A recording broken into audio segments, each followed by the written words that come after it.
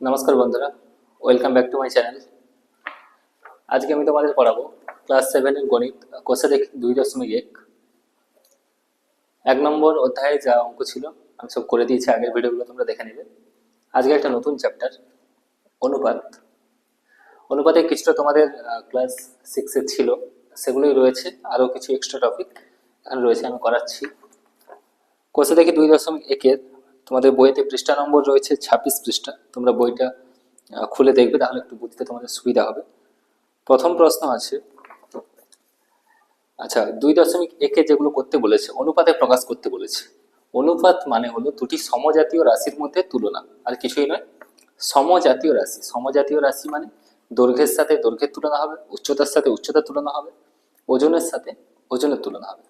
এরকম নয় যে একজনের ওজনের সাথে আরেকজনের উচ্চতার তুলনা হচ্ছে, এরকম নয়। অনুপাত মানে হলো দুটো সমজাতীয় রাশির মধ্যে তুলনা। অনুপাতকে কিভাবে প্রকাশ করা হয় আমরা শিখেছি ক্লাস 6-এ। আজকে আমি বলবো। তো কোষে দেখি 2.1-এর প্রথম অঙ্ক যেটা আছে, 1 কিগ্রা চালের দাম 40 টাকা, 1 কিগ্রা ডালের দাম 100 টাকা। চাল ও ডালের দামের অনুপাত কত টাকা হিসাব করি। এখানে যে অঙ্কটা দেওয়া আছে আমাদের দাম দেওয়া আছে টাকাতে, তো দুটো দামের অনুপাত বের করতে হবে। তো আমাদের প্রথম কাজ হবে, যেটা দেওয়া আছে আমাদেরকে ওইটা একটু লিখে নিই, তারপরে যেটা উত্তর চাইছে সেটা বের করবো। যেটা দেওয়া আছে 1 কিগ্রা চালের দাম 40 টাকা, 1 কিগ্রা 1 কিগ্রা চালের দাম সমান 40 টাকা। আর কি দেওয়া আছে, 1 কিগ্রা ডালের দাম, 1 কিগ্রা ডালের দাম, ডালের দাম সমান 100 টাকা। এবার যেটা বের করতে বলেছে সেটা আমরা বের করব, চাল ও ডালের দামের অনুপাত। অতএব চাল ও ডালের দামের অনুপাত, চাল ও ডালের দামের অনুপাত সমান কি হবে, চাল প্রথমে চাল বলেছে, যেটা প্রথমে বলবে সেটা প্রথমে রাখতে হবে আমাদেরকে। তো চাল হলো 40 ইজ টু 40 টাকা ইজ টু 100 টাকা লিখতে পারো, বা টাকা তুলে দিলেও হয়, যেহেতু অনুপাতের কোনো একক হয় না সেই জন্য আমরা 40 ইজ টু 100 লিখবো। কেউ যদি 40 টাকা ইজ টু 100 টাকা লিখো ঠিক আছে, পরের লাইনে সেই টাকা উঠে যাবে, তার চেয়ে বরং 40 ইজ টু 100। এবার এটাকে কাটাকাটি করতে হবে, আমাদের কাটাকাটি করে ছোট করতে হবে।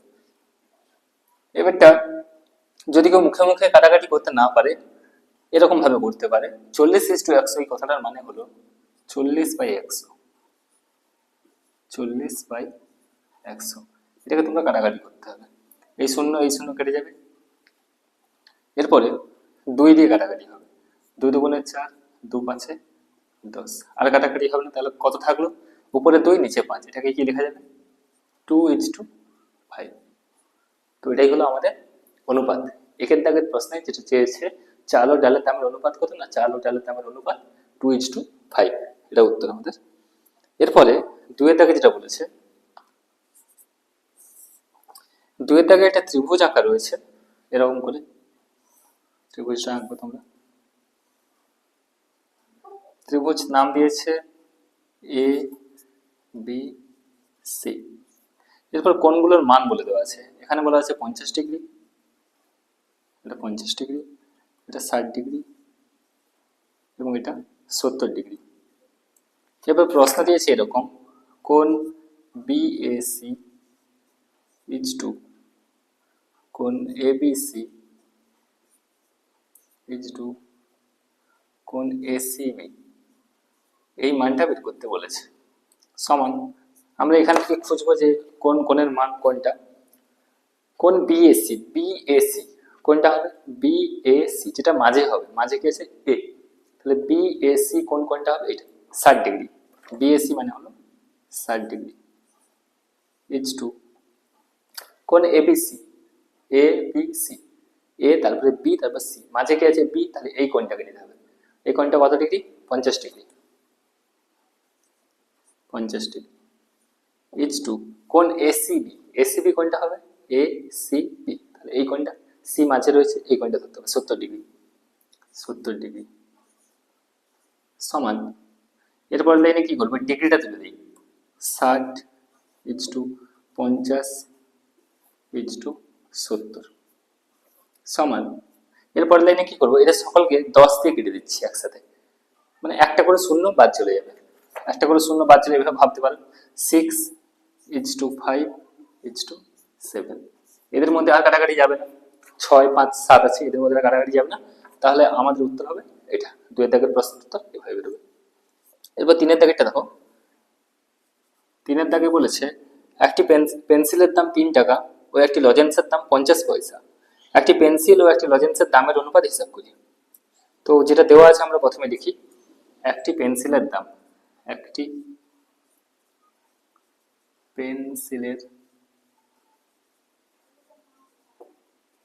পেন্সিলের দাম সমান 3 টাকা, পেন্সিলের দাম দেওয়া আছে 3 টাকা ও একটি লজেন্সের দাম, লজেন্সের দাম বলা আছে 50 পয়সা। এখন আমাদের এদের অনুপাত বের করতে বলেছে। আচ্ছা, একটু আগে বলেছিলাম যে অনুপাত বের করতে গেলে কি করতে হবে, সমজাতীয় রাশি দরকার। এখানে তো দুটোই দাম, ঠিক আছে, কিন্তু এই দামটা এখানে টাকাতে দেওয়া আছে, এটা পয়সাতে দেওয়া আছে, সেই জন্য আমাদের কাজ কি হবে, দুটোকে একই রাশিতে প্রকাশ করা। আমরা কি করব, এই টাকাটাকে পয়সাতে প্রকাশ করব, পয়সা থেকে টাকাতেও করলে হয় কিন্তু সেটা একটু জটিল হয়ে যায়, তার জন্য টাকাটাকে পয়সাতে প্রকাশ করা হয়। 3 টাকা মানে কত পয়সা, 3 টাকা সমান, এখন ডাইরেক্ট লিখে দেবো 3 টাকা সমান 300 পয়সা। 1 টাকা মানে 100 পয়সা, তাহলে 3 টাকা মানে কত হবে, 300 পয়সা, আর এটা তো পয়সাতে আছে, কোনো অসুবিধা নেই। এইবার আমরা সহজেই অনুপাত বের করতে পারবো। অতএব একটি পেন্সিল ও একটি লজেন্সের দামের অনুপাত, অতএব একটি পেন্সিল ও একটি লজেন্সের দামের অনুপাত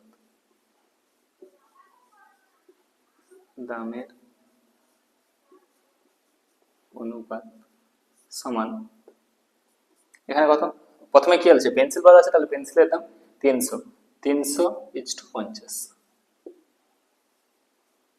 সমান, এটা কাটাকাটি করতে হবে। এর পরের লাইনে অমনিতে তোমরা ভাগগুলো কাটাকাটি করতে পারো, কিন্তু আমি একটা শর্টকাট বলতেছি এক লাইনে কিরকম করবে।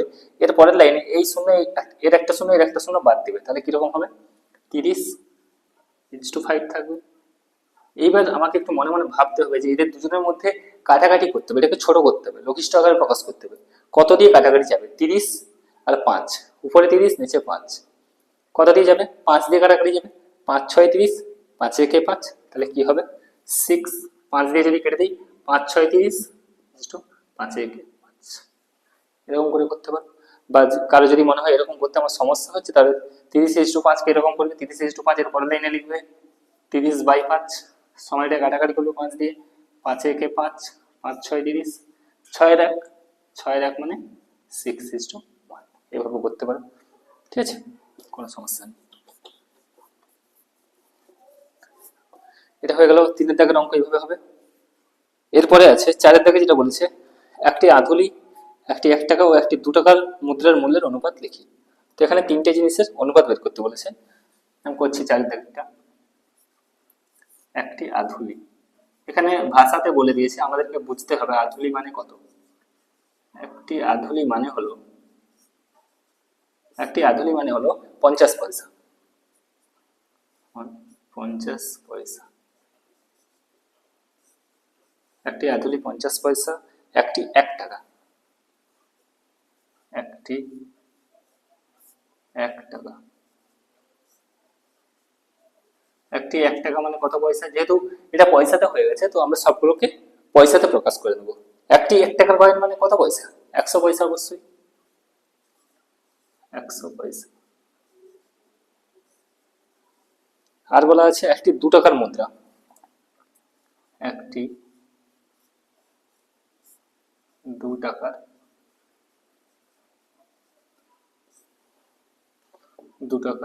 মুদ্রা, সমান কত পয়সা হবে? 2 টাকার মুদ্রা 1 পিস মানে 200 পয়সা। 200 পয়সা। এবার কি করতে বলেছে? এদের অনুপাত। এদের অনুপাত লিখবো। অতএব যেটা বলেছে, অতএব একটি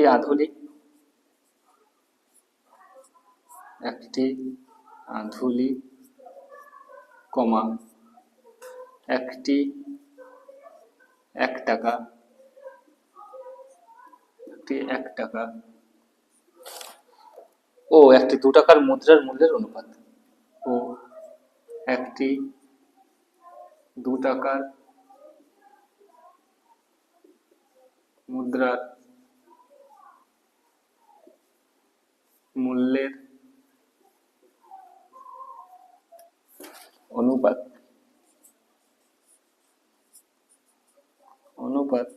সমান। তো পরপরই বলা আছে, তো আমরা লিখবো প্রথমে 50 ইজ টু 100 ইজ টু 200। এদের মধ্যে কাটাকাটি করতে হবে, ছোট করতে হবে। যেহেতু এখানে 3টে আছে, কি করব? প্রত্যেকের একটা করে শূন্য আছে, এর দুটো আছে, এর দুটো আছে, এর একটা আছে, এরপরে দেয় না একটা করে শূন্য কেটে দেবো। তাহলে থাকবে কত? এটা থাকবে 5 ইজ টু 10 ইজ টু 20। এটাকে একটু ভালো করে লক্ষ্য করলে দেখা যাবে এদের মধ্যে আবার কাটাকাটি যাবে। 5, 10, 20 কত দিয়ে কাটাকাটি যাবে? 5 দিয়ে কাটাকাটি যাবে। 5 একে 5, 5 দুগুণে 10, 5 4 20। তাহলে এদের অনুপাতটা কত হবে? 5 দিয়ে যদি কেটে দিই, 5 একে 5, 1 ইজ টু 5 দুগুণে 10, 2 ইজ টু 5 4 20, 4। এভাবে তাহলে শেষ পর্যন্ত এদের অনুপাত কত বেরোবে? অনুপাত মানে সবচেয়ে ছোট আকার, লঘিষ্ঠ আকারে প্রকাশ করতে হবে সবসময়। যতক্ষণ কাটাকাটি যাবে করে যেতে হবে। 1:2:4 এসে গেছে, এটাকে আর ছোট করতে পারবো না, তো এটাই আমাদের উত্তর হবে। তাহলে একটি আধুলি, একটি 1 টাকা ও একটি 2 টাকার মধ্যে অনুপাত কত হবে? 1:2:4। 4টে অঙ্ক হয়েছে।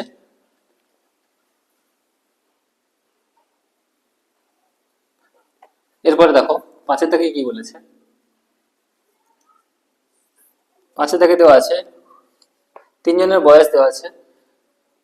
উমার বয়স 12 বছর 6 মাস, রাতুলের বয়স 12 বছর 4 মাস ও নূরজাহানের বয়স 12 বছর হলে ওদের 3 জনের বয়সের অনুপাত। তো আমরা বয়সগুলো লিখি। প্রথমে যেটা দেওয়া আছে, উমার বয়স সমান 12 বছর 6 মাস,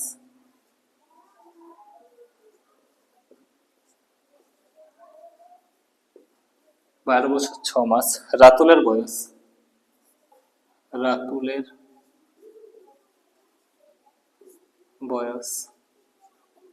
সমান 12 বছর 4 মাস। আর বলা আছে নূরজাহানের বয়স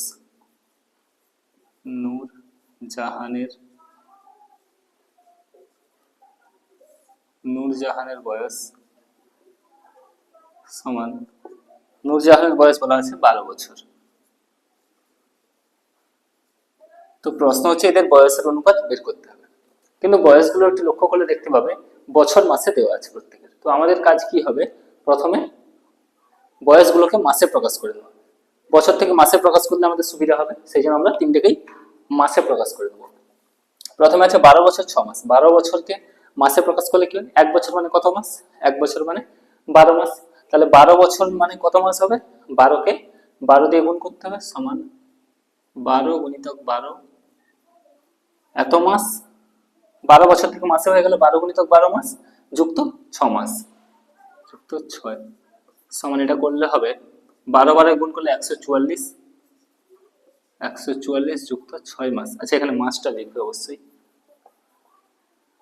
মাস, এত মাস সমান, এটা যদি রাফে একটু গুণটা করে দেবে, 12 12 144 হবে, 144 আর 6 150 মাস।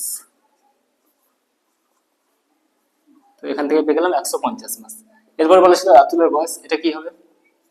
এখানে 12 বছর ছিল, 12 বছর মানে হলো 12 গুণিতক 12 মাস যুক্ত 4 মাস, তো 4 এত মাস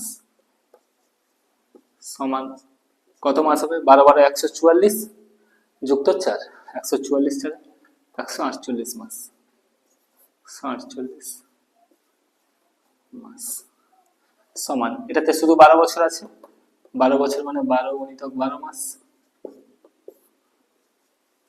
সমান 144 মাস। তো আমাদের প্রত্যেকের বয়সকে মাসে প্রকাশ করে নিয়েছি। এবার ওদের তিনজনের বয়সের অনুপাত, অতএব যেটা বের করতে বলেছে, অতএব ওদের তিনজনের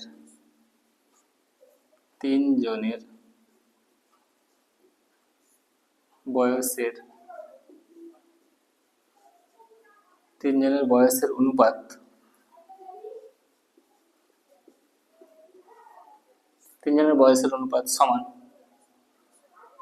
প্রথম 150 ইজটু 148 ইজটু 144। এবার তোমাদের কাটাকাটি করতে হবে, যেহেতু এখানে দুটো নেই আমরা ভাগ করে করতে পারবো না, তো এখানে দেখতে হবে যে মুখে মুখে কাটাকাটি করতে হবে এদের মধ্যে। এরপরে দেয়নি কিছু একটা দিয়ে কাটাকাটি, একটু আগের থেকে ভেবে নিবে যে কিছু একটা সংখ্যা যা দিয়ে এদের প্রত্যেককে কাটাকাটি যাবে। তো প্রথমে 2 দিয়েই ভাবতে পারো, 2 দিয়ে দেখতে পাচ্ছি কাটাকাটি চলে যাবে, তো প্রথমে 2 দিয়ে দেবে তোমরা।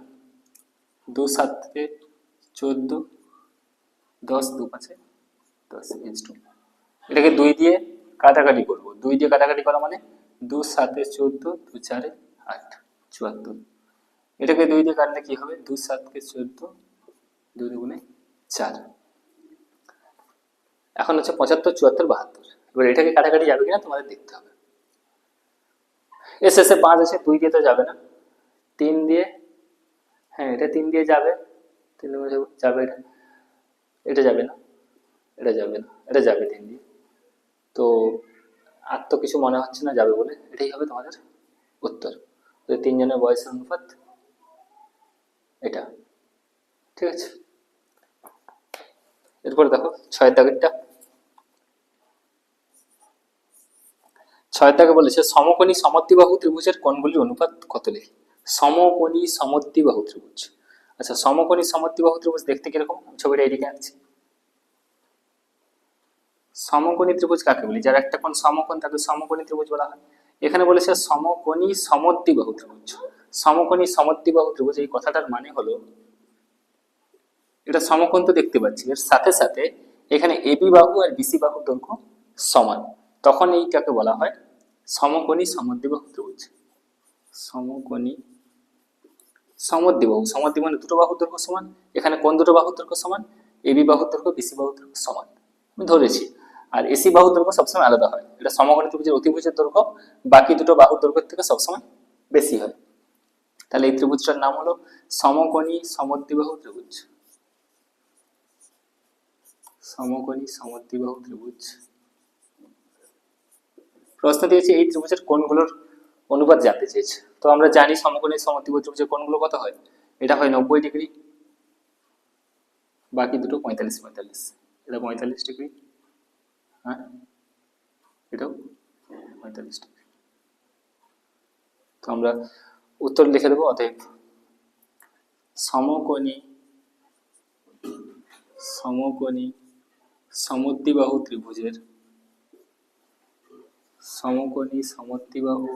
ত্রিভুজের কোণগুলির অনুপাত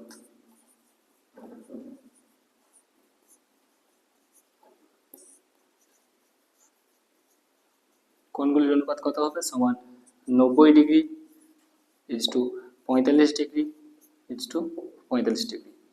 এর পরের লাইনে কি করবে? ডিগ্রিটা তুলে দেবে, সমান 90 ইজটু 45 ইজটু 45। এরপরে এদের মধ্যে কাটাকাটি করতে হবে। কাটাকাটি দেখবে প্রথমে 2 দিয়ে যাচ্ছে না, 2 দিয়ে এগুলোকে যাবে না, 3 দিয়ে যাবে, বা যদি একটু মাথা লাগো 45 এর ডবল হলো 90, পুরোপুরি 45 দিয়ে কেটে যাবে। 45 দিয়ে 45 দুগুণে 90 ইজটু 45 থেকে 45 ইজটু 45 থেকে 45, 2:1:1 এর অনুপাত হবে 2:1:1। সমকোণী সমদ্বিবাহু ত্রিভুজের তিনটে কোণের অনুপাত 2:1:1, ঠিক আছে। 6 দাগেরটা হয়ে গেল। এরপর বলেছে 7 দাগে যেটা আছে, 7 দাগে বলেছে সমবাহু ত্রিভুজের কোণগুলির অনুপাত দেখো। সমবাহু ত্রিভুজ, সমবাহু ত্রিভুজ কাকে বলে? যে ত্রিভুজের তিনটে বাহুর দৈর্ঘ্যই সমান, তাকে বলা হয় সমবাহু ত্রিভুজ। আমি ধরলাম এটা একটা সমবাহু ত্রিভুজ, তাহলে এর কোণগুলোর মান কত কত হয়? সমবাহু ত্রিভুজের প্রতিটা কোণ 60 ডিগ্রি করে হয়, ত্রিভুজের তিনটা কোণের সমষ্টি 180 ডিগ্রি হয়, আর সমবাহু ত্রিভুজ হলে তার প্রতিটা কোণের মান 60 ডিগ্রি বা 60 60 60 180। তো এটাই বের করতে বলেছে যে সমবাহু ত্রিভুজের, যেটা বের করতে বলেছে আমরা অতএব দিয়ে লিখবো, অতএব সমবাহু ত্রিভুজের কোণগুলির অনুপাত,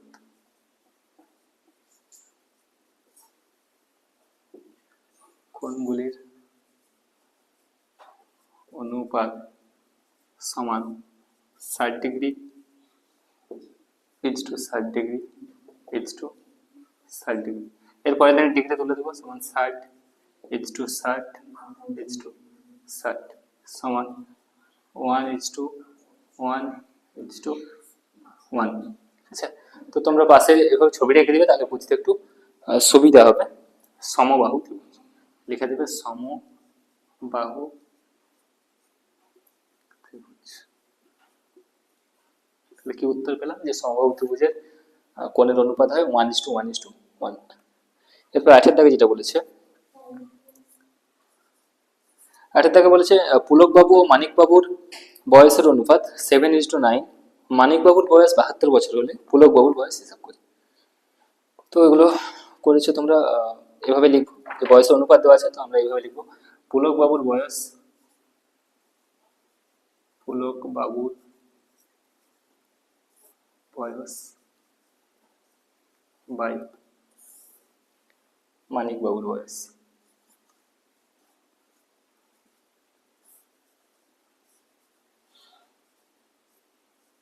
অনুপাতে দেওয়া ছিল, আমি ভাগের আকারে লিখতেছি।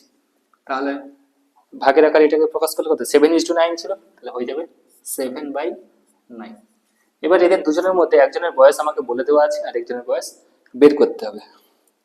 কার বয়স বলে দেওয়া আছে? মানিকবাবুর বয়স। মানিকবাবুর বয়স বলে দেওয়া আছে 72 বছর। আমরা কি করব, একটা এভাবে লাইন ছেড়ে পরের লাইনে কি করব, পুলকবাবুর ঘরে লিখবো নিচে 72। এবার আমাকে দেখতে হবে 9-এর সাথে কত গুণ করে 72 হচ্ছে।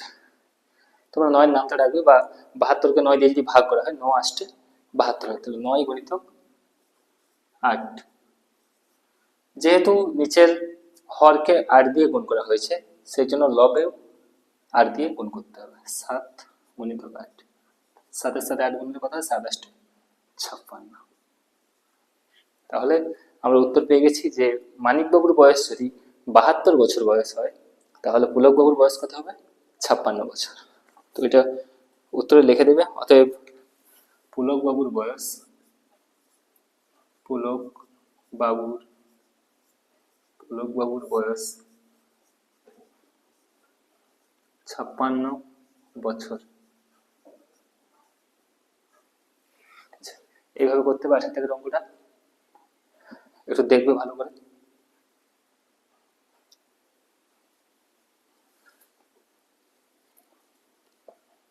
তোমাদের 8টা অঙ্ক হয়ে গেছে, এরপর 9-এর দাগেরটা দেখো।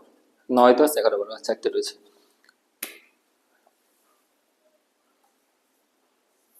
9 দাগে বলেছে দুটি বইয়ের দামের অনুপাত 2:5। প্রথম বইটির দাম 32.20 টাকা হলে দ্বিতীয় বইটির দাম হিসাব করি। তাহলে আমরা কিভাবে লিখবো? দুটো বইয়ের দামের অনুপাতের হিসাব হচ্ছে প্রথম বই দ্বিতীয় বই, তাহলে এভাবে লিখবো, প্রথম বইয়ের দাম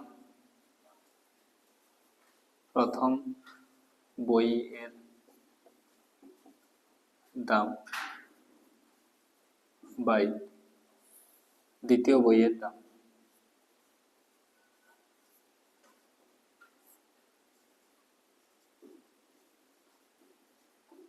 প্রথম বইয়ের দাম বাই দ্বিতীয় বইয়ের দাম সমান কত বলা আছে অনুপাতটা? 2:5। তাহলে এভাবে লিখবো, 2/5 সমান, একটা ঘর ছেড়ে এভাবে এখানে লিখবো, প্রথম বইয়ের দাম বলা আছে 32.20 টাকা বলা আছে। তাহলে আমাকে দ্বিতীয় বইয়ের দাম বের করতে হবে। তো এখানে যে নিয়মটা আমাকে দেখতে হবে, এই উপরে যে লবে যে 2 আছে, লবের সাথে কত গুণ করলে এই 32.20 আসবে। এর জন্য আমাদের উল্টো পদ্ধতি কাজে লাগাতে হয়। কি পদ্ধতি? যেমন আমি বললাম এখানে 2 আছে, 2 এর সাথে কত গুণ করলে 10 হবে, তখন আমরা নামটা ডেকে বলে দিচ্ছি যে 2 5 10। সেটাও একটা ঠিক। যখন বড় বড় সংখ্যা আসবে, যে 2 এর সাথে কত গুণ করলে 344 আসবে বলো, তখন নিয়ম হচ্ছে এটাই যে এই বড়টাকে এই ছোট সংখ্যা দিয়ে ভাগ করে দেখতে হয়। যেমন এক্ষেত্রে 10কে 2 দিয়ে ভাগ করলে কত হবে? 10কে 2 দিয়ে ভাগ করলে 5 হবে, তাহলে এখানে 5 হবে উত্তর। এক্ষেত্রে 344কে 2 দিয়ে ভাগ করতে হবে, এখানে হবে 172। এইভাবে পাবো আমরা। তো আর 2 এর নামটা 172 পাবো না, যে 2 172 এর 344। সেই জন্য আমাদের নিয়ম কি, যে 2 এর সাথে কত গুণ করলে 344 আসবে, উল্টো পদ্ধতি করা হয়। 344কে 2 দিয়ে ভাগ করতে হয়। 344কে যদি 2 দিয়ে ভাগ করা হয়, তাহলে উত্তর কত আসবে? 172। তো সেটা 2 এর সাথে গুণ করে দিলে 340 আসবে। তো এক্ষেত্রে আমরা ওটাই করবো যে 32.20 কিভাবে আসবে, 2 এর সাথে কত গুণ করলে 32.20 আসবে। এর নিয়ম হলো এই 32.20কে 2 দিয়ে ভাগ করে দেখে নেব।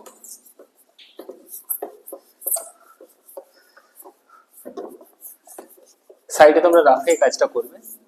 32.20 কাটাকাটি করে নিতে পারো। 32.20কে 2 দিয়ে ভাগ মানে কাটাকাটি, একদম 2 দিয়ে কেটে দেবে। 2 একে 2, 2 6 12, তো দশমিকের জায়গায় দশমিক বসে যাবে, 2 একে 2 0, তাহলে 16.10। এটা যদি এভাবে ভাগ করে উত্তর আসবে 16.10। এটা আমি রাফে করলাম, এভাবে তোমরা রাফে করে দেখতে পারো। তাহলে কি বুঝতে পারলাম, যে 2 এর সাথে 16.10 যদি গুণ করা হয়, এটা আসবে 2 গুণিতক 16.10। যেহেতু উপরে লবের সাথে 16.10 গুণ হয়েছে, সেহেতু হরে যে 5 আছে, 5-এর সাথেও 16.10 গুণ হবে। তো এটা গুণ করে আমাদের বসাতে হবে মান। এটাও রাফে করে নেবে। 16.10কে 5 দিয়ে গুণ, 5 0 0, 5 1 5, 5 6 30 0, হাতে 3, 5 5 8, দুটো সংখ্যার দশমিক, তাহলে কত হলো? 80.50। এটা হলো আমাদের উত্তর। যে বলেছে প্রথম বইয়ের দাম যদি 32.20 টাকা হয়, তাহলে দ্বিতীয় বইয়ের দাম কত হবে? 80.50 টাকা। এটা ভাষাতে উত্তরটা লিখে দেবো। অতএব দ্বিতীয় বইটির দাম, দ্বিতীয়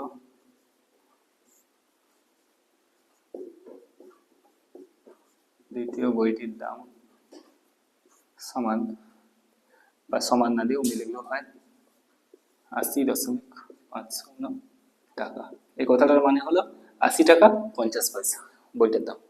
ঠিক আছে, এইভাবে 9 অঙ্ক হয়ে যাবে।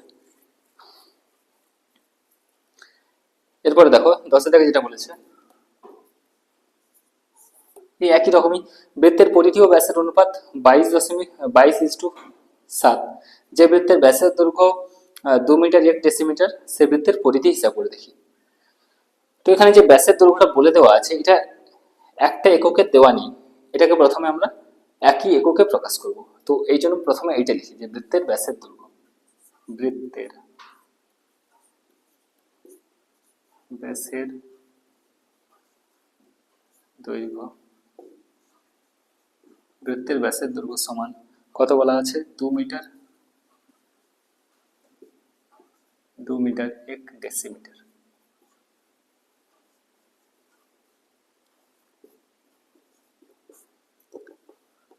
তো আমার প্রথম কাজ হবে এই মিটারটাকে ডেসিমিটারে প্রকাশ করে, এই পুরো জিনিসটাকে ডেসিমিটারে নিয়ে যাওয়া।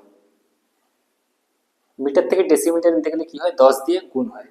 মিটারের পরে কিমি হেমি ডেকামি মি, মির পরে ডেসিমি।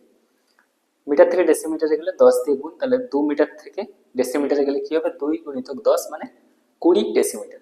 20 ডেসিমিটার আর 1 ডেসিমিটার, 20 আর 1 মিলে কত হয়? 21 ডেসিমিটার। তাহলে একদম ডাইরেক্ট লিখবে সমান 21 ডেসিমিটার। তোমরা এভাবে পাশাপাশি সংখ্যাকে বসে দিতে পারে। এই ক্ষেত্রে 2 আর 1 পাশাপাশি বসে গেছে, 21 ডেসিমিটার। 2 মিটার 1 ডেসিমিটার মানে হলো 21 ডেসিমিটার। কেউ যদি জিজ্ঞাসা করে উল্টোটা, 21 ডেসিমিটার মানে হলো কত মিটার কত ডেসিমিটার, তখন এইভাবে উত্তর হবে 2 মিটার 1 ডেসিমিটার। সেটা 10 দিয়ে ভাগ করে এসছে, 10 দিয়ে ভাগ করলে 21 কে 10 দিয়ে ভাগ করলে 2 ভাগফল আর 1 ভাগশেষ, তাহলে 2 মিটার 1 ডেসিমিটার এভাবে এসছে। তো আমরা এক্ষেত্রে করবো এটা, বৃত্তের ব্যাসের দৈর্ঘ্য দেওয়া ছিল দুটো এককে, আমরা প্রথমে একটা এককে প্রকাশ করেছি। এরপর যেটা বলা আছে বৃত্তের পরিধি ও ব্যাসের অনুপাত, এবার এইভাবে করব। বৃত্তের পরিধি, বৃত্তের পরিধি বাই বৃত্তের ব্যাস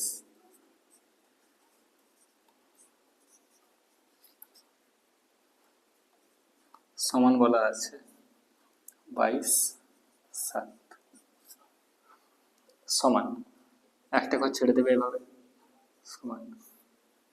এবার বলে দেওয়া আছে বৃত্তের ব্যাসের দৈর্ঘ্য বলে দেওয়া আছে, ব্যাসের দৈর্ঘ্য কত 21 ডেসিমিটার, তাহলে ব্যাসের এইখানে লিখবো 7 সোজা 21 হরে 21 বসবে। এবার দেখতে পাই 7-এর সাথে কত গুণ করে 21 আসছে, আমরা নামটা জানি 7 × 3 = 21, 7-এর সাথে 3 গুণ করে এসছে, সেরকম উপরে কি করব 22-এর সাথে 3 গুণ করে দেবো, 22-এর সাথে 3 গুণ করলে 66। তাহলে আমাদের যে উত্তরটা এলো 66, 66 কিসে কি এককে এলো, যেহেতু 21 ডেসিমিটার ছিল সেই জন্য এই বৃত্তের পরিধির দৈর্ঘ্য হবে 66 ডেসিমিটার। তো আমরা উত্তরটা লিখবো, অতএব এখানে বলেছে সেই বৃত্তের পরিধি হিসাব করি, অতএব সেই বৃত্তের পরিধি, সেই বৃত্তের পরিধি সমান 66 ডেসিমিটার, 66 ডেসিমিটার। এবার আমাদের কাজ হবে এই ডেসিমিটারটাকে মিটারে প্রকাশ করা। যে যেরকম ভাবে অঙ্ক তো প্রথমে দেওয়া ছিল যে 2 মিটার 1 ডেসিমিটার দেওয়া ছিল, সেখান থেকে আমরা ডেসিমিটারে প্রকাশ করেছি, সেই একই রকম ভাবে আমাদের উত্তর ডেসিমিটারে বেরিয়েছে, আমরা মিটার ডেসিমিটার প্রকাশ করব। কিছুই নয়, এই জায়গায় যদি 10 দিয়ে ভাগ করা হয়, ডেসিমিটার থেকে মিটারে আসতে গেলে 10 দিয়ে ভাগ করতে হয়, এটা হয়ে যাবে 6 মিটার 6 ডেসিমিটার, 6 মিটার 6 ডেসিমিটার। ঠিক আছে, এইভাবে করতে হবে সেই বৃত্তের পরিধি। যদি বলো কিভাবে এসছে, যে 10 দিয়ে ভাগ করে 66কে 10 দিয়ে ভাগ করতে হবে, 10 6 60 বিয়োগ 6, এই 66 কিসে ছিল ডেসিমিটারে ছিল, ডেসিমিটার। তাহলে নিচে যেটা ভাগশেষ এলো সেটা কি আসবে ডেসিমিটারেই আসবে, ডেসিমিটারেই আসবে। আর উপরে যেটা ভাগফল এলো ওটা হয়ে যাবে মিটার। তাহলে আমাদের উত্তর কত 6 মিটার 6 ডেসিমিটার। তা পাশাপাশি বসে গেছে, 6 মিটার 6 ডেসিমিটার মানে কত 66 ডেসিমিটার। এরপরে কেউ পাশাপাশি দুটো সংখ্যা বললে বলতে পারবে সহজে, যে 6 মিটার 6 ডেসিমিটার মানে 66 ডেসিমিটার, যে কোনো সংখ্যার ক্ষেত্রে সহজেই বলতে পারবে, আশা করি কোনো সমস্যা হবে না। এরপরে দেখো 11 দাগের অঙ্ক যেটা বলেছে, আমাদের সপ্তম শ্রেণীতে 150 জনের মধ্যে 90 জন এবং ষষ্ঠ শ্রেণীতে 140 জনের মধ্যে 80 জন অঙ্কন প্রতিযোগিতায় নাম দিয়েছে। একটা স্কুলে দুটো শ্রেণী, সপ্তম শ্রেণী ও ষষ্ঠ শ্রেণী, একটা শ্রেণীতে আছে 150 জন, 150 জনের মধ্যে 90 জন অঙ্কন প্রতিযোগিতায় মানে ছবি আঁকা প্রতিযোগিতায় নাম দিয়েছে, আর বাকি ষষ্ঠ শ্রেণীতে 140 জনের মধ্যে 80 জন নাম দিয়েছে। এবার বলেছে অনুপাতে প্রকাশ করে দেখি কোন শ্রেণীতে প্রতিযোগীর সংখ্যা বেশি। তো আমরা দুটো শ্রেণীতে আলাদা আলাদা করে অনুপাত বের করবো, দিয়ে দেখবো কোন অনুপাতটা সবচেয়ে বড়। তো 11 দাগের অঙ্ক এভাবে লিখবো। প্রথমে বলা আছে সপ্তম শ্রেণী, তো সপ্তম শ্রেণীটা হেডিং দিচ্ছি হবে সপ্তম শ্রেণী, সপ্তম শ্রেণী। সপ্তম শ্রেণীতে বলা আছে 150 জনের মধ্যে 90 জন, তাহলে এভাবে লিখি মোট ছাত্রছাত্রী, মোট ছাত্রছাত্রী সমান কতজন বলা আছে 150 জন। এদের মধ্যে অঙ্কন প্রতিযোগিতায় নাম দিয়েছে কতজন, অঙ্কন প্রতিযোগিতায়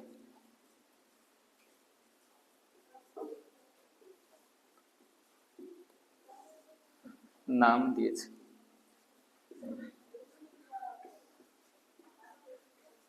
অঙ্কন প্রতিযোগিতায় নাম দিয়েছে সমান 90 জন। তো আমরা এটাকে কিভাবে লিখতে পারি যে মোট ছাত্রছাত্রী 150 মধ্যে 90 ভগ্নাংশে প্রকাশ করতে হবে। সহজ কথা, অনুপাতে প্রকাশ করে ভগ্নাংশে প্রকাশ। তো অনুপাতটা প্রকাশ করার জন্য আমরা কোনটাকে আগে নেব, এই অঙ্কন প্রতিযোগিতার যতজন নাম দিয়েছে ওইটাকে প্রথমে রাখবো, তারপরে এটাকে রাখবো। তাহলে আমাদের একটা সুবিধা হবে, সেটা পরে বলছি কি সুবিধা হবে। যে অঙ্কন প্রতিযোগিতায় কতজন নাম দিয়েছে সেই সংখ্যাটা আমাকে হিসাব করতে বলেছে। এটাকে আমরা লবে রাখবো, 90টাকে লবে রাখবো। লবে রাখতে গেলে কি করতে হবে, অনুপাতের পূর্বপদ হবে এটা, উত্তরপদ হবে এটা। তো অনুপাত যেহেতু এভাবে বের করবো, তাহলে আমাকে লিখতে হবে যে অঙ্কন প্রতিযোগিতায় নাম দেওয়া ছাত্রছাত্রীর সংখ্যা এবং মোট ছাত্রছাত্রীর সংখ্যার অনুপাত, এভাবে লিখবো। অতএব অঙ্কন প্রতিযোগিতায়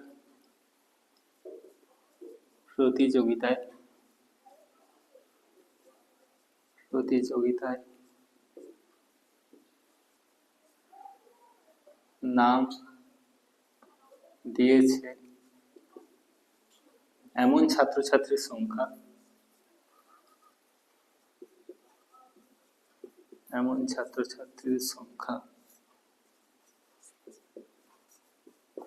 এবং মোট ছাত্রছাত্রী সংখ্যার অনুপাত, মোট ছাত্রছাত্রী সংখ্যার অনুপাত। অনুপাত কত হবে, সমান। তোমাদের এখানে একটু খেয়াল রাখতে হবে, যেটা আগে লেখা হয়েছে সেটাই আগে হবে। অঙ্কন প্রতিযোগিতায় নাম দিয়েছে এমন ছাত্রছাত্রীর সংখ্যা, এমন ছাত্রছাত্রীর সংখ্যা কত, 90 জন। সপ্তম শ্রেণীর ক্ষেত্রে 90 জন, তাহলে এদের সংখ্যার অনুপাত হবে 90:, এবং মোট ছাত্রছাত্রীর সংখ্যা 150, তাহলে এটা হবে তোমাদের অনুপাত। এই অনুপাতটাকে আমরা ছোট করব, ভগ্নাংশে প্রকাশ করব। ভগ্নাংশে প্রকাশ করে তুলনা করব। এটা সপ্তম শ্রেণীটা ভগ্নাংশে প্রকাশ করে রাখবো। এই একই রকম ভাবে ষষ্ঠ শ্রেণীটাও বের করব, দিয়ে দুটোকে তুলনা করব, কোনটা ছোট কোনটা বড়, এগুলো আমরা বের করতে জানি। তো দেখাচ্ছি, এটাকে কি করব, সমান 90/150, কাটাকাটি করবে, এই শূন্য কেটে যাবে, 3 দিয়ে কাটাকাটি যাবে, 3 5 15, 3 3 9, সমান 3/5। এটা হয়ে গেল সপ্তম শ্রেণীর ক্ষেত্রে। এরপরে ষষ্ঠ শ্রেণীটা বের করব, হেডিং দেবে এভাবে, ষষ্ঠ শ্রেণী। আগেরটাতে যা লিখেছি একই রকম ভাবে এখানেও লিখব, মোট ছাত্রছাত্রী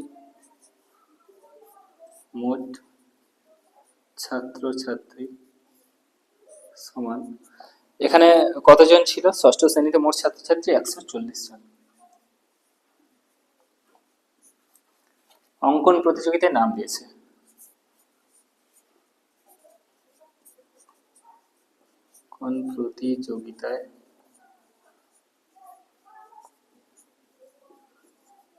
নাম দিয়েছে, এগুলো সব বইতে আছে যে ষষ্ঠ শ্রেণীতে 140 জনের মধ্যে 80 জন অঙ্কন প্রতিযোগিতায় নাম দিয়েছে, 80 জন। তাহলে আমি এবার এদের অনুপাত বের করব। অনুপাত মানে প্রথমে এটা থাকবে, তারপরে এটা থাকবে যে অঙ্কন প্রতিযোগিতায় নাম দিয়েছে এমন ছাত্রছাত্রীর সংখ্যা এবং মোট ছাত্রছাত্রীর সংখ্যার অনুপাত লিখবো। অতএব এখানে হবে না, এখানে লিখতে হবে। অতএব অঙ্কন প্রতিযোগিতায়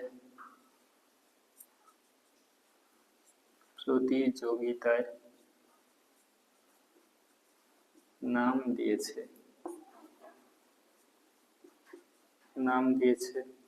এমন ছাত্রছাত্রীর সংখ্যা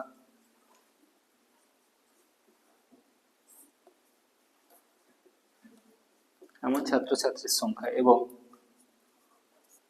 মোট ছাত্রছাত্রী সংখ্যার অনুপাত।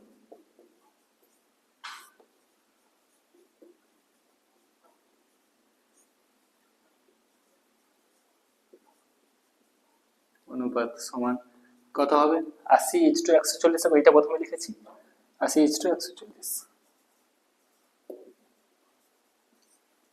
আচ্ছা, এখানে না লিখে এইদিকে একটু মাঝখানে দেখেন।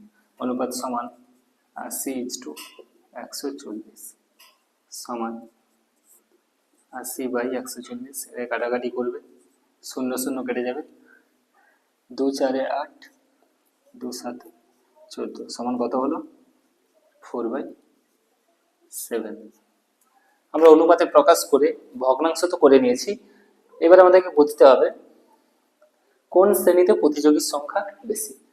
এই অনুপাতটা এইভাবে বের করার কারণ হলো এখানে ভগ্নাংশটা কত বেরিয়েছে 3/5, মানে 5 জন যদি মোট ছাত্রছাত্রী হয় তাদের মধ্যে 3 জন অঙ্কন প্রতিযোগিতায় নাম দিয়েছে সপ্তম শ্রেণীর ক্ষেত্রে, আর ষষ্ঠ শ্রেণীর ক্ষেত্রে মোট ছাত্রছাত্রীর সংখ্যা যদি 7 জন হয় তাহলে অঙ্কন প্রতিযোগিতায় নাম দিয়েছে 4 জন। এবার আমাদেরকে বলতে হবে এই দুটো ভগ্নাংশের মধ্যে কে বড়, কার ক্ষেত্রে প্রতিযোগীর সংখ্যা বেশি। প্রতিযোগীর সংখ্যা বেশি মানে এই উপরেরটার দিকে তাকাতে হবে, যার উপরেরটা বড় হবে সেই বড় হবে, কিন্তু তার আগে কাজ কি, এর হরটাকে সমান করতে হবে, দুটোর হরকে সমান করতে হবে। তাহলে তো আমরা বলতে পারবো যে কোন ভগ্নাংশ বড় কোন ভগ্নাংশ ছোট। কিভাবে বলতে পারি, নিচেরটাকে সমান করব, হরটাকে সমান করব, তারপরে লব দেখে বলবো, লব যদি বড় হয় তাহলে সেই শ্রেণীর প্রতিযোগীর সংখ্যা বেশি হবে, যেহেতু উপরেরটা প্রতিযোগীর সংখ্যা, উপরে যার বড় হবে সেই শ্রেণীর প্রতিযোগীর সংখ্যা বেশি হবে। তাহলে এরপরের কাজ আমাদের 7 আর 5-এর লসাগু বের করা। এইখানে 7 5-এর লসাগু বের করা, 7 5, তো এই দুটো প্রশ্ন মৌলিক সংখ্যা যাবে না 1 দিয়ে, অতএব লসাগু সমান 7 × 5 সমান 35। তো 35 বানাতে হবে, নিচে একটা ঘর ছেড়ে 35। 7-এর সাথে কত গুণ করলে 35 হয়, 7 × 5, 7 5 35, তাহলে উপরে 4-এর সাথেও 5 গুণ করতে হবে, 4 5 20। এক্ষেত্রে ষষ্ঠ শ্রেণীর ক্ষেত্রেও বানাতে হবে, এটা 35 বানাবো, একটা ঘর ছেড়ে নিচে 35। 5-এর সাথে কত গুণ করলে 35 হয়, 5 × 7, তাহলে উপরে 3-এর সাথেও 7 × 3 7 21। এবার আমরা বলতে পারবো কোন শ্রেণীতে প্রতিযোগীর সংখ্যা বেশি। নিচে হর সবার ক্ষেত্রে সমান করে দিচ্ছি, আর হরটা কি মোট ছাত্রছাত্রীর সংখ্যা, আর উপরেরটা হলো যারা অঙ্কন প্রতিযোগিতায় নাম দিয়েছে তাদের সংখ্যা, ওটাই তো প্রথমে লিখেছি, যারা অঙ্কন প্রতিযোগিতায় নাম দিয়েছে তাদেরটা প্রথমে আছে, প্রথমে মানে কি উপরে আছে। তাহলে কোন শ্রেণীতে অঙ্কন প্রতিযোগিতায় যারা নাম দিয়েছে তাদের প্রতিযোগীর সংখ্যা বেশি, এখান থেকে দেখতে পাচ্ছি এখানে 20 আছে, এখানে 21 আছে, তাহলে বলবো সপ্তম শ্রেণীতে। আমাদের উত্তর কি হবে, সপ্তম শ্রেণীতে প্রতিযোগীর সংখ্যা বেশি। অতএব ওখানে প্রশ্ন দিয়েছে কোন শ্রেণীতে প্রতিযোগী বেশি, উত্তর লিখবো সপ্তম শ্রেণীতে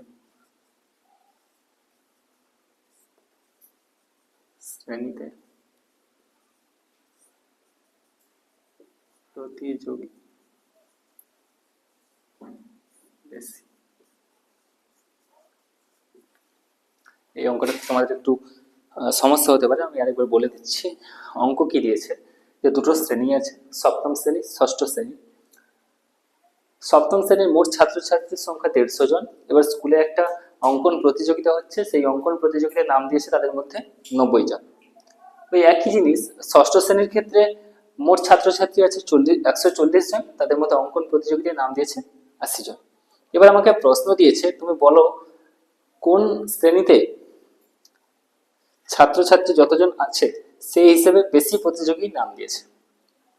বেশি প্রতিযোগী নাম দিয়েছে তাহলে তার জন্য অনুপাতে প্রকাশ করতে বলেছে প্রথমে, সেই জন্য আমরা প্রথমে অনুপাতে প্রকাশ করেছি।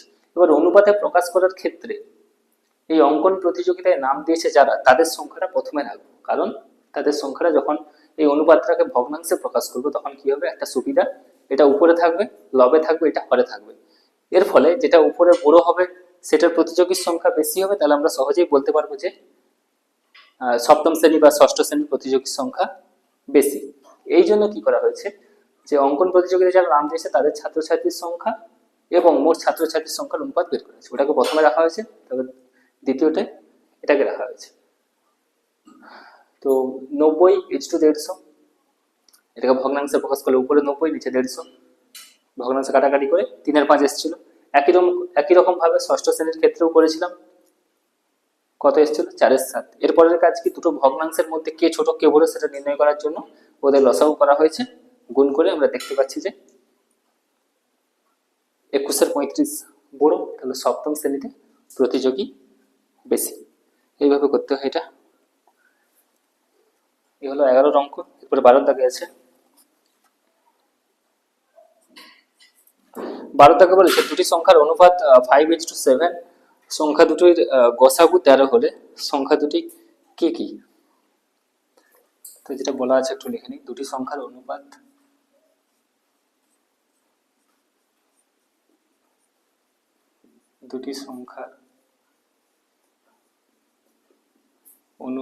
সমান 5:7, সংখ্যা দুটির গসাগু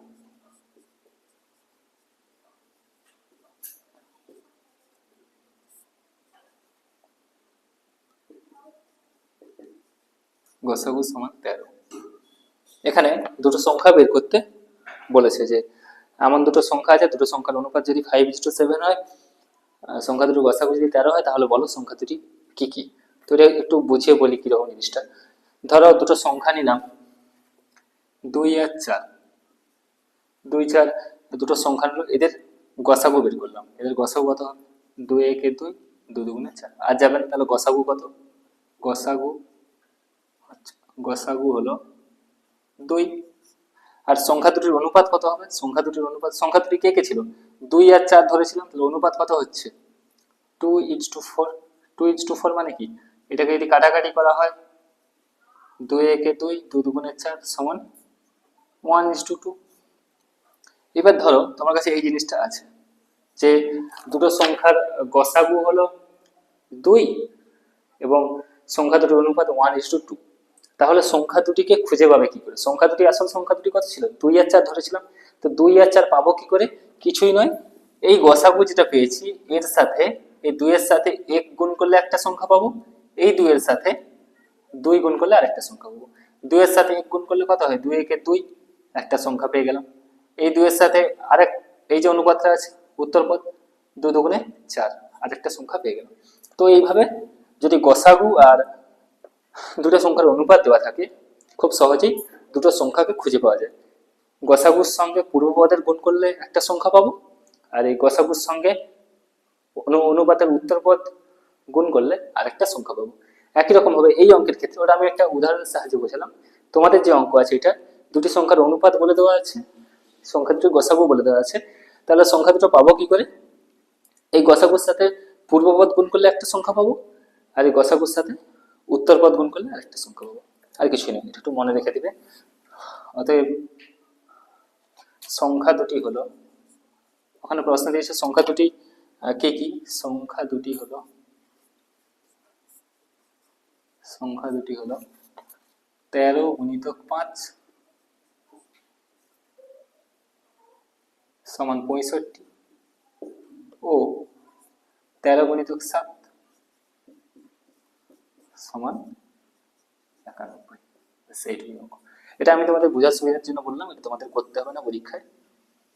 তোমরা শুধু এইটুকুই করবে যে দুটি সংখ্যার অনুপাত এভাবে লিখবে, সংখ্যা দুটি গসাগু বলে দেওয়া আছে, দিয়ে অতএব সংখ্যা দুটি হলো গসাগুর সাথে এটা গুণ করছো, গসাগুর সাথে পূর্বপদ গুণ করলে একটা সংখ্যা পেয়ে যাবো, গসাগুর সাথে উত্তরপদ গুণ করলে একটা সংখ্যা পেয়ে যাবো। এটাই তো একটু বুঝতে পেরে যাও, কোনো সমস্যা হবে না, পুরোপুরি ব্যাপারটা পরিষ্কার হয়ে যাবে। এই ছিল আজকের অঙ্ক, 12টা অঙ্ক। আশা করি কোনো সমস্যা হবে না। যদি কোনো সমস্যা, ভিডিওটা আরেকবার দেখবে, আশা বুঝে যাবে, এগুলো 6 ছিল তোমাদের। তো এতটাই ছিল, বাকি দেখা হচ্ছে পরের ভিডিওতে। ভালো থেকো সবাই।